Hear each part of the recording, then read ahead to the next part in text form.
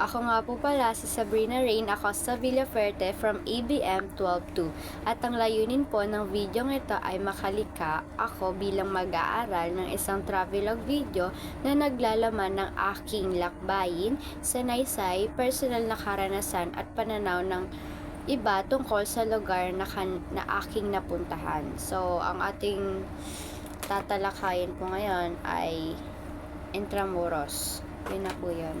Thank you. Welcome to Intramuros OA. So yun, pababa na tayo dito sa di ko alam.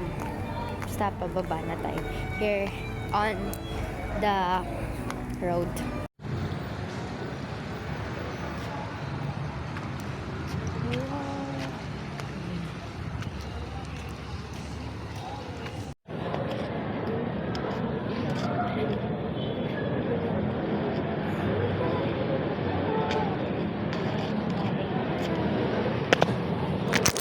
Ganon, pagka mag-isa ka, do it yourself, kayanin mong mag-isa, wala kang kasama. So yan guys, ang ganda. Saan ka ba? Ay, yan. Wow, nakita nyo yan? Nakita nyo yan? Naglalakad ka dyan sa kaganda-gandang daanan at may magandang naglalakad. Okay, let's go. Naglalakad po tayo dito sa Intramuros. So far, makikita mo talaga guys yung mga building. Ano bang description na ito?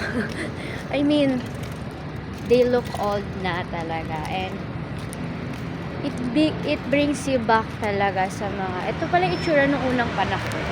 Diba? So, for me, mas prefer ko yung mga bank pass na looks, yung mga pass na tignan. Kaysa yung mga city lights or buildings, mas prefer ko yung gantong look. Yung ngayon lang tignan yung mga ganyan lang, mga simple lang ba? Diba? Mas feel mo siya. Pwede po ba kitang ma-interview sa oras na ito? Pwede niyo po bang sabihin yung pangalan? Pwede naman din pong nickname if ever po lang. Sophia po ang nickname niya. So yan po, may ilan lang po akong katanungan na itatanong po dito. Tapos kung ano lang po maisip ninyo, pwede niyo po siyang maisagot. Yun po. Okay. So yan.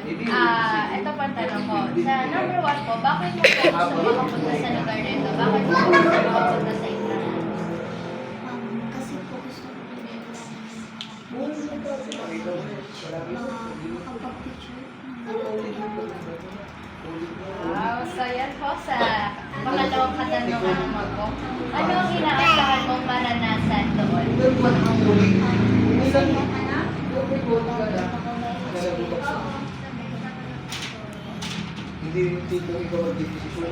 Okay, sa pangatlong tanong, malapit na po tayo matapos. Ayan, pangatlong tanong, ano ang pinakagusto mong makita o gawin doon? Kahit ako, hindi mo mapapakita ng linaw yan. Yan yung very tinagod ko. So, ito na po ang pinakalas natin.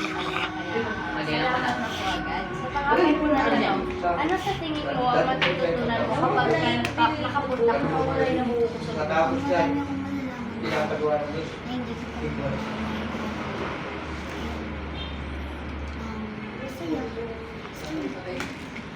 So, yun. Thank you po. So, yun po ang interview natin with our guest speaker, Sophia po. Thank you. Magandang hapon po. Pwede po ba kayo ma-interview na kahit saglit na oras lang po? Yes, okay. So, ano po bang pwede namin maipangalan or nickname po sa inyo? Ano po pangalan ninyo? Nasabi niyo sa camera. MJ. So, yan, Kuya MJ. Ito po ang unang tanong ko. Ano ang pinaka hindi mo malilimutan sa lugar na ito? Sa lugar ko ng Intramuros? Yung first time ko pumunta doon na kasama ko yung mga kaibigan. Mga kaibigan. Nung kasama mo yung mga kaibigan. Pangalawa naman po, ano ang iyong natutunan sa pagpunta roon? Yung mga tinuturo sa amin dati yung mga historical figures ko na nandun. Obviously, paano pumunta doon?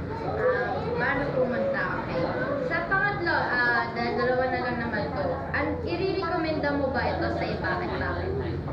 For now, hindi ko siya ma-recommend since maraming places dun na need ng renovation tapos yung control nila para sa mga homeless people kasi napapansin ko lang na masyadong maraming homeless people na nakakalat doon dahil yung mga structures doon minsan iba. Konti na lang bubuo lang parang konting So last naman po, ano ang iyong naramdaman habang naroon ka?